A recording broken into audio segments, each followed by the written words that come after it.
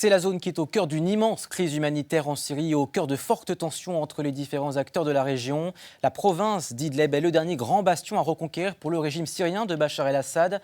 Une zone située à la frontière turque qui mesure 2 fois le Luxembourg et qui est actuellement toujours contrôlée par les rebelles et les djihadistes.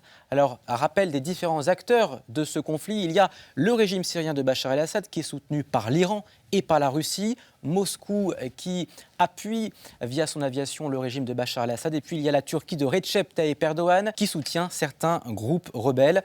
Un accord de désescalade avait été conclu en 2017 entre la Russie et la Turquie pour tenter de mettre fin au combat. Cela avait conduit à la création par Ankara de ce qui est appelé des postes d'observation, une douzaine autour de la région. Mais au printemps dernier, le régime syrien a décidé de mener plusieurs offensives pour tenter de reconquérir la province d'Idlib, ce qui a occasionné plusieurs affrontements meurtriers avec les forces turques.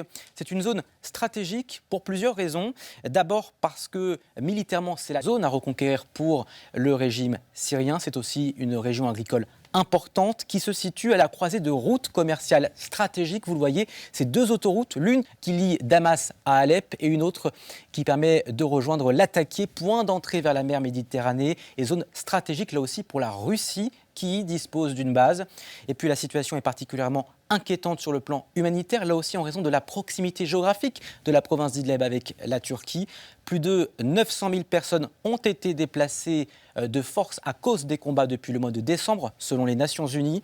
La Turquie, de son côté, accueille déjà 3,6 millions de migrants et de réfugiés, en partie syriens, sur son territoire. Et aujourd'hui, elle menace les Européens d'ouvrir ses frontières pour laisser passer ces migrants, une manière de mettre la pression sur les Européens pour qu'ils agissent en sa faveur dans ce conflit qui l'oppose aux forces syriennes.